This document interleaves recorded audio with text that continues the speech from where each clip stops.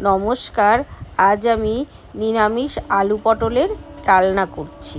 পটলগুলো কেটে ডুমো ডুমো করে ভালো করে ধুয়ে নিয়েছি। এবার কড়াইতে তেল দিয়ে পটলগুলো দিয়ে তাতে হলুদ আর নুন দিয়ে হালকা করে ভেজে তুলে নিলাম।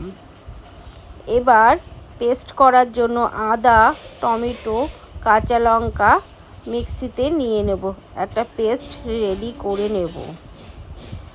আমার পটলগুলো ভাজা হয়ে গেছে, তুলে রেখেছি।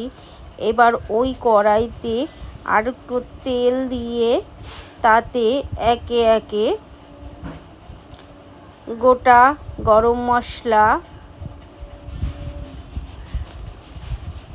দুটো তেজপাতা আর সাদা জিরে ফোড়ন দিয়ে দেবো।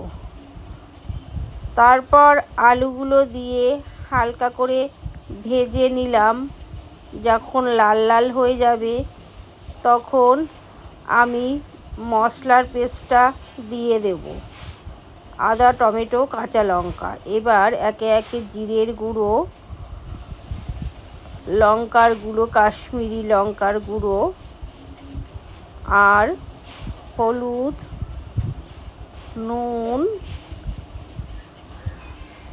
সব দিয়ে হালকা করে একটু জল দিয়ে আমি নাড়িয়ে নেব। আর জিরের সঙ্গে আমার ধনে জিরে গুঁড়োটা একসঙ্গে মেশানোই ছিল। মিশিয়ে ভালো করে যখন জলটা টেনে তেল ছেড়ে যাবে তখন আমি পটলগুলো ভেজে রাখা দিয়ে আবার কিছুক্ষণ কষিয়ে নেব।